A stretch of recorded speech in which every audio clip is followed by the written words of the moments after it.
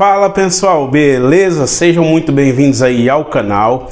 Essa é a nossa aula de número 4. Nessa aula a gente vai estar falando a respeito de relé de partida e protetor térmico do compressor. Bom pessoal, então a gente vai começar a nossa aula de número 4 aqui, falando a respeito dos relés de partida e protetor térmico. Então nessa aula de número 4 a gente vai estar falando a respeito de relé de partida, relé do tipo PTC, relé do tipo eletromecânico e protetor térmico desse modelo e desse outro modelo de protetor térmico que já vem acoplado ao conjunto.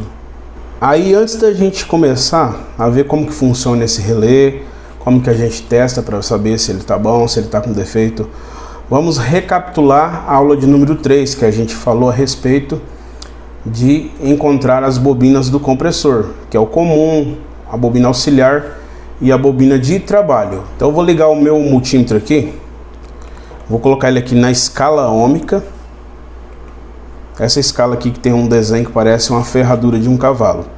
Vou colocar em 200K para fazer a leitura. Então o primeiro passo, a gente tem que achar qual que é o comum do compressor. A gente tem 3 bornes e qualquer um deles pode ser o comum, porque uma marca de compressor comum vem aqui em cima, outra vem aqui do lado. Então o importante é a gente saber fazer esse teste para fazer a ligação de maneira correta. Então para a gente achar o comum desse compressor, a gente tem que achar o primeiro par que tem um valor maior de resistência. Se a gente encontrar esse par que tem um valor maior de resistência, o oposto a ele vai ser o comum. Vou testar desse de baixo até esse. Olha lá, nós temos em torno de 7. Desse a esse 4.2, 4.1. Desses dois de cima, olha lá, a gente tem 11, 11.2. Então entre esses dois de cima a gente tem o valor maior de resistência. Então o nosso comum vai ser o oposto, né, a esses dois, que é o de baixo aqui. Mas poderia ser qualquer um, poderia ser esse depende da marca e modelo. Por isso que tem que entender esse teste. Então agora a gente precisa achar a nossa bobina auxiliar e a nossa bobina de trabalho, que é a bobina de marcha. Agora a gente vai colocar uma ponta de prova no comum que a gente acabou de achar. Qual der uma resistência menor, esse vai ser o valor menor. Agora vai ser a nossa bobina de trabalho, a nossa bobina de marcha. Bom, aqui nós temos 7.4, 7.5 e aqui a gente tem 4.3, 4.2. Então, do comum a este deu uma resistência maior e do comum a este deu uma resistência menor. Então, no caso, a nossa bobina de trabalho é a menor resistência entre comum e esse borne. Então essa é a nossa bobina de trabalho, a bobina de marcha.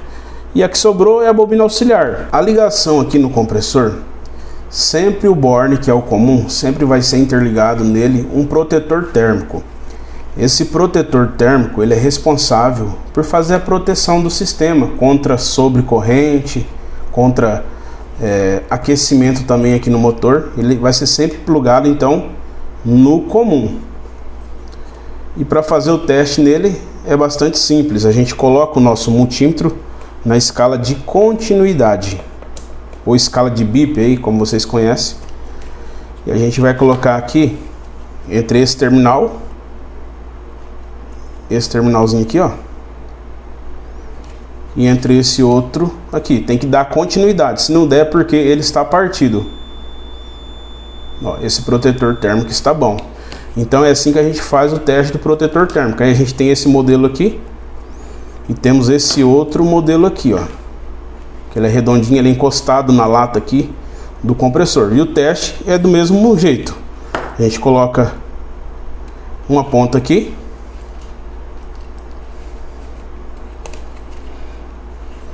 e a outra na outra extremidade. Tem que dar continuidade, ó. Só muda o modelo, o jeito dele, mas o funcionamento é praticamente o mesmo entre os dois. Esse é o nosso relé do tipo PTC A gente conecta ele aqui nesses dois bornes aqui do compressor. E ele é responsável por receber aqui na sua extremidade aqui energia. Aqui do lado do protetor térmico, que é o nosso comum, vai entrar fase ou neutro direto, né? E aqui nessa outra extremidade vai entrar aqui outra fase ou neutro também, que é na nossa bobina de marcha, nossa bobina de trabalho. Só que para esse compressor funcionar, precisa ser ligado à bobina auxiliar. Então a função desse relé PTC é abrir passagem de energia para acionar a bobina auxiliar, e logo após esse acionamento ele tem que tirar ela fora de trabalho.